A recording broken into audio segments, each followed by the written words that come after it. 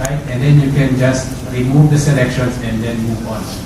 So let me go through a typical worst Wally scenario for you, for example. So at the first glance, okay, what I can see here is that I have the KPIs, I have what we call a tree map of the spend, of expenditures, categories. So in one glance I can see this one has airfare. My company is, at least for this year, is spending a lot on airfare. Flying in and out of Jakarta, going to Singapore, etc. because of the nature of my business. That's because it has a big block over here, spending. And what I can see from this simple line chart is that most of the expenditures are coming from those top two lines, right?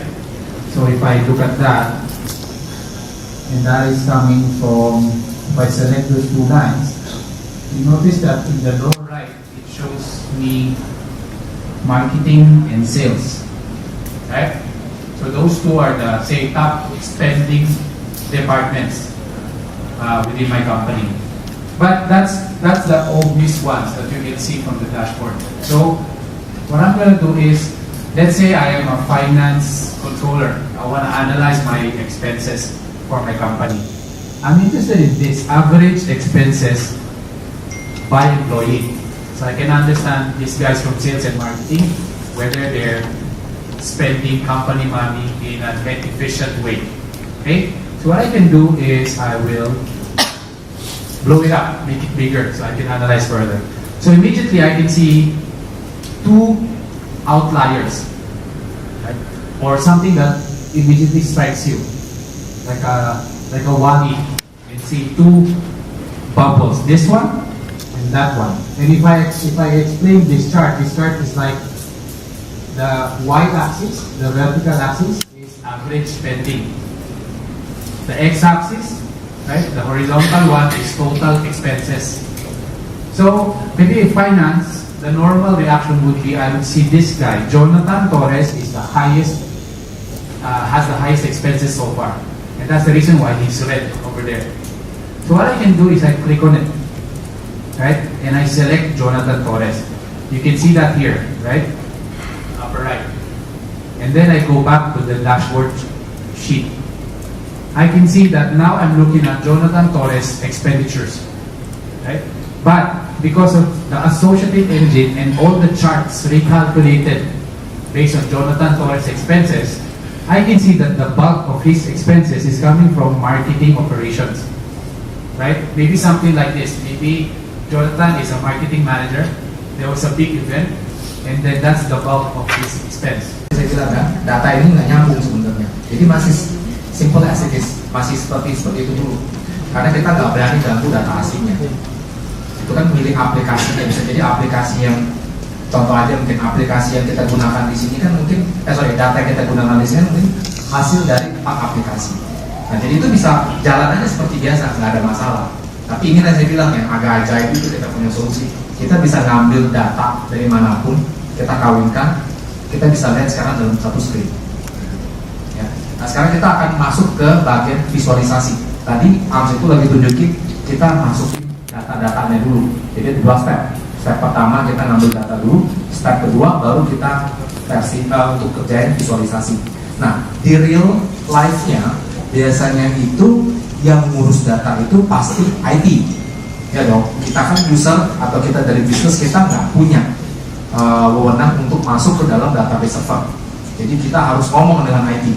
Saya mau data penjualan, saya mau data finance, saya mau data apa segala macam. Kalau memang Bapak Ibu mau mengerjakan kayak tadi ngolah-ngolah datanya itu dari Bapak Ibu sendiri, kita bisa kasih training, nggak ada masalah.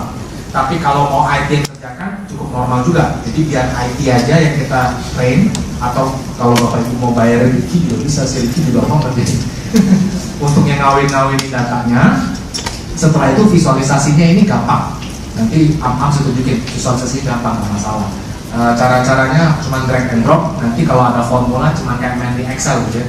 Sama dengan buka kurung, kali, tambah, kurang. Sorry asal koyo Pak. Itu kayak begitu dimatiin nggak? Jawabannya enggak Pak. Jadi click view masih dijalanin karena kita punya customer kayaknya bisa dibilang sekarang 75% masih di click view. Tapi kalau orang mau pakai Qlik Sense untuk yang service BI, ya kita akan fokus menggunakan Qlik Sense.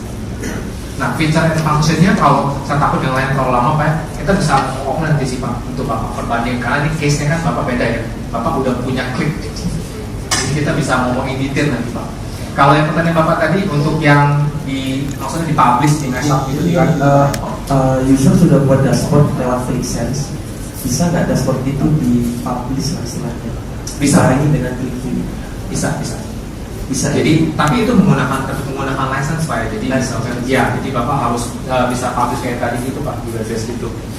In fact kalau misalnya kita punya beberapa customer reference juga, misalnya dia retailer gitu Pak ya, dia punya banyak vendor gitu Pak, dia ngambil barang dari siapa gitu Pak ya, dia bisa kasih ini Pak, license key Qlik kita ke vendor dia, jadi supaya dia tahu bahwa kamu itu supply barang ke kita apa, kita review dia gimana, tiap kali kita pesan sampai barang terima itu berapa hari segala macam, itu juga bisa Pak. Nah itu dia menggunakan kayak web portal seperti itu, jadi dia login, dia bisa lihat apa yang kita lihat, padahal itu dua perusahaan yang berbeda.